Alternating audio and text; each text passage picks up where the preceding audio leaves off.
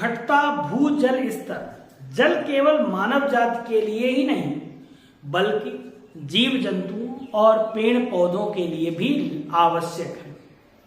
पृथ्वी पर जल के बिना जीने की कल्पना नहीं की जा सकती। समस्त जीव जगत का आधार ही जल है। 22 मार्च को जल दिवस प्रतिवर्ष मनाया जाता है। विश्व जल दिवस। जल के महत्व का अंदाजा इसी बात से लगाया जा सकता है कि यूएनओ वर्ष 2013 को विश्व जल वर्ष के रूप में मना चुका है। भूमिगत जल का अंधाधुंध दोहन होने के कारण जल स्तर तेजी से गिरता जा रहा है, जिसके कारण कुओं का पानी सूखना, जलापूर्ति की समस्या, सिंचाई की समस्या, पंपिंग सेट लगवाने की लागत बढ़ना जैसे गंभीर समस्याएं उत्पन्न हो रही हैं। वर्तमान परिवेश में सघन फसल प्रणाली व जल कृषि मशीनीकरण की वजह से भूजल पर दबाव इतना बढ़ गया है कि भूमिगत जल स्तर दिनों दिन नीचे गिरता जा रहा है।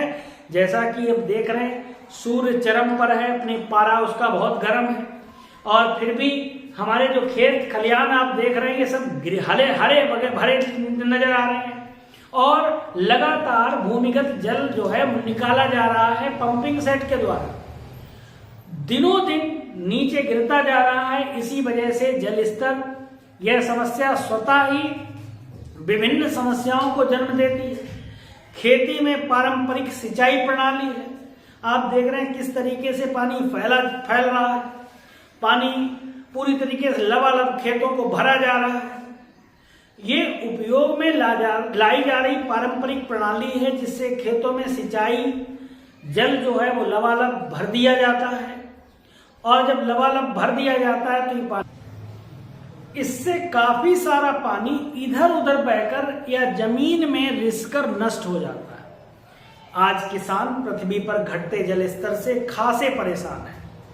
गहरे भूमिगत जल को भूतल पर उठाने के लिए और इसका पेयजल व सिंचाई के लिए उपयोग करने हेतु अत्यधिक ऊर्जा व ईंधन की जरूरत पड़ती है। देश की बढ़ती आबादी है तो पीने के पानी का खाद्यान्न आपूर्ति के लिए भू जल स्तर में सुधार करने व जल उत्पादकता को बढ़ाने के अलावा और कोई विकल्प नहीं है। भूजल स्तर कम होने के कारण अनेक क्षेत्रों में हानिकारक तत्वों जैसे आर्सेनिक, कैडमियम, फ्लोराइड, निकेल व क्रोमियम की सांद्रता बढ़ती जा रही है।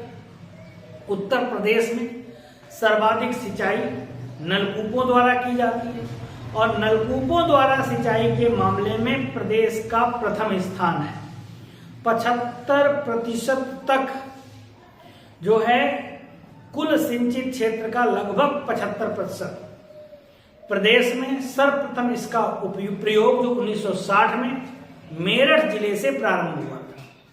यह पश्चिमी उत्तर प्रदेश में सिंचाई का एक महत्वपूर्ण साधन है। ये लोकप्रिय साधन के रूप में है। प्रदेश के मेरठ, फिरोजाबाद, मैनपुरी, इटावा, सहारनपुर, बुलंदशहर, अलीगढ़, मुजफ्फरनगर, कन्नौज आदि जनपदों में नलकूप द्वारा सिंचाई की जाती है। प्रदेश के किसान निजी व सरकारी दोनों प्रकार के नलकूपों का प्रयोग करते हैं, जिनमें निजी नलकूपों की संख्या अधिक है। गिरता भूमिगत जल स्तर प्रदेश में नलकूप सिंचाई के लिए एक चिंता का विषय है, जिसे अटल भूजल योजना तथा अन्य जल संचयन विधियों द्वारा बढ़ाए जाने की जरूरत है, जिससे प्रदेश में नलकूप सिंचाई एवं कृषि को संवहनीय यानी सस्टेनेबल बनाया जा सकता है। कुओं द्वारा सिंचाई का सबसे पारंपरिक और प्राचीन स्रोत रहा है। प्रदेश के पठारी तथा पर्वतीय क्षेत्रों को छोड़कर राज्य के लगभग सभी भागों में कुओं द्वारा सिंचाई की जाती है। गंगा के मैदानी भाग तथा गंडक नदी के मध्यवर्ती क्षेत्रों में कुएं का सर्वाधिक प्रचलन है, क्योंकि इन क्षेत्रों में उच्च भूमिगत जल स्तर तथा मुलायम सैलें हैं। कुओं द्वारा सिंचाई के लिए रहट, ढेकली, बलदेव पाल्टी, चरसा, हैंड पंप, चैन पंप और विद्युत द्वारा पंपों का प्रयोग किया जाता है। कई विधियों का प्रयोग किया जाता है। इससे प्रदेश के गोंडा, बस्ती, बहराइच, फैजाबाद, सुल्तानपुर, बलिया, मऊ आदि जिलों में सिंचाई की जाती है।